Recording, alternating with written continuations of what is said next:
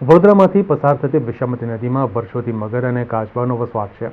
ત્યારે વિશ્વામિત્રી નદીમાં ભાગ્યે જોવા મળતો મગરનો હુમલાનો વિડીયો સામે આવ્યો છે.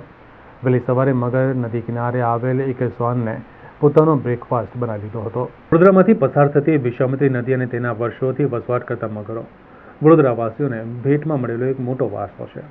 પરંતુ માણસોની દખલગીરીના કારણે આજે બંને વિકટ પરિસ્થિતિમાં મુકાઈ ગયા છે. શિયાળો પૂર્ણ થતાં જ મગરનો પ્રજનન કાળ હોય છે અને ત્યારબાદ માર્ચથી જૂન મધ્ય સુધી ઈંડા મૂકવાનો સમય હોય છે.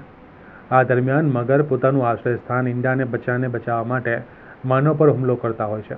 એટલે માણસોએ આ સમયગાળા દરમિયાન મગર સાથે કોઈપણ પ્રકારના અટકચાળા ન કરવા જોઈએ. વડોદરાના પ્રતાપગંજ ગણેશનગર ઝુંપડપટ્ટી નજીકથી પસાર થતી વિશ્વામિત્રી નદીમાં કદીક જ જોવા મળતા મગરના હુમલાનો વિડીયો સામે આવ્યો છે. મહાકાય મગરે નદી કિનારે આવેલા એક શ્વાનને તરાપ મારીને પોતાના મુખનો કોળિયો બનાવી દીધો હતો. સ્થાનિક યુવકે આ વિડીયો સવારે પોતાના મોબાઈલમાં કેદ કર્યો હતો. મહત્વનું છે કે વિશ્વામિત્રી નદી મગરોનું આશ્રય સ્થાન છે. હાલમાં વડોદરા સ્માર્ટ સિટીની આડમાં વિશ્વામિત્રીને ગટર બનાવી દીધી છે. નદીમાં આપણે બેફામ કચરો નાખી રહ્યા છે, જેના કારણે નદીમાં વસવાટ કરતા 300થી પણ વધારે મગર, 3 પ્રજાતિના વસવાટ કરતા કાચબાઓ તેમજ પક્ષીઓને મોટા પ્રમાણમાં નુકસાન થઈ રહ્યું છે.